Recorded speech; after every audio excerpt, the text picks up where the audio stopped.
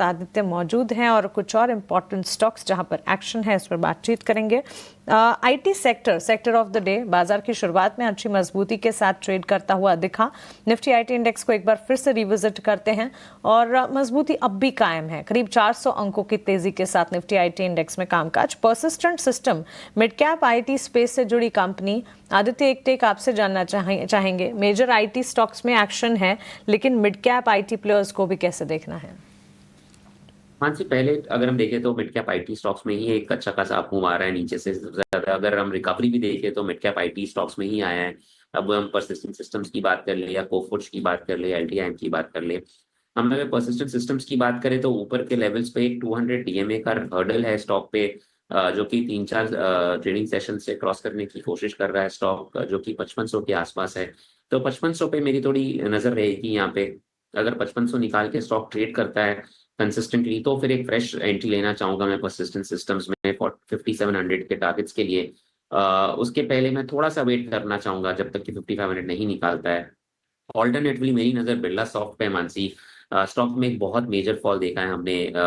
एक टाइम पे स्टॉक 850 के आसपास ट्रेड किया करता था, अभी 330 को लो टेस्ट करके आया है स्टॉक।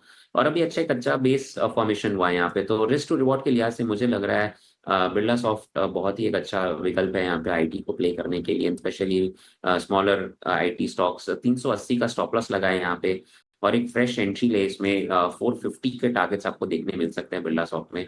सो बी सॉफ्ट पे एक बाय रिकमेंडेशन रहेगा मेरा। 380 का स्टॉप लॉस, 450 का पहला टारगेट, और उसके ऊपर आप वापस से रिविजिट करके देखिए स्टॉक में। अगर और दमखम रहती है तो फिर आप बने रह सकते हैं स्टॉक में। अच्छा, लॉन्ग्स बिल्टअप के कैंडिडेट देख लेते हैं। एनएमडीसी, जहां पर हमारे एक्सपर्ट्स की राय भी रही, वहां पर अच्छी मजबूती के बीच कामकाज देखने को मिल रहा है। यूपीएल के स्टॉक प्राइस में भी एक्शन है। एमसीएक्स अगर आप देखेंगे वहां पर भी 2.5% तक की मजबूती के साथ गेंस जो है वो आगे बढ़ते हुए नजर आ रहे हैं। और साथ ही आरईसी और पीएफसी के चार्ट्स पर भी नजर होनी चाहिए। मजबूती वहां पर, यह मजबूती जो है वो इंटैक्ट है। ऑलमोस्ट 0.5%, 1.5% की तेजी के साथ आरईसी और साथ ही पीएफसी भी आरईसी के ठीक पीछे पीछे मजबूती दिखाते हुए। आदित्य, एक राय आपसे जानना चाहेंगे आरईसी पीएफसी के चार्ट्स पर। मानसी, अभी अवॉइड करना चाहूंगा, थोड़ा बिल्डअप और होने दूंगा, उसके बाद maybe I be more interested in REC and PFC. अभी भी थोड़ा कंसोलिडेशन चल रहा है स्टॉक में, 20 डीएमए के ऊपर नहीं ट्रेड कर पा रहा है पीएफसी। अब अगर हम आरईसी की बात कर ले तो वहाँ पे भी एक सिमिलर पैटर्न है। वहाँ पे भी थोड़ा कंसोलिडेशन देखने मिल रहा है हमें, और कहीं ना कहीं मुझे लग रहा है इसमें थोड़ा वेट एंड वॉच करना चाहिए।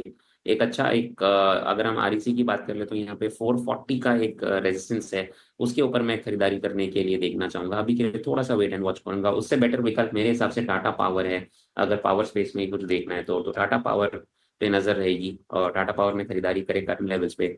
ऊपर के लेवल्स पे आपको यहाँ पे 410 से 430 के टारगेट्स ऊपर के आएंगे, और नीचे स्टॉप लॉस आपको लगाना है 380 का। देयर आरईसी पीएफसी अगर पोजीशंस है उसे इंटैक्ट जरूर रखें, नई पोजीशंस के लिए फिलहाल अवॉइड करने की राय, वॉच लिस्ट में रखें। इस स्पेस को अगर प्ले आउट करना है, टाटा पावर बेटर प्ले, 0.5%, 1% तेजी 387 के लेवल पर यह स्टॉक भी ट्रेड करता हुआ। खबरों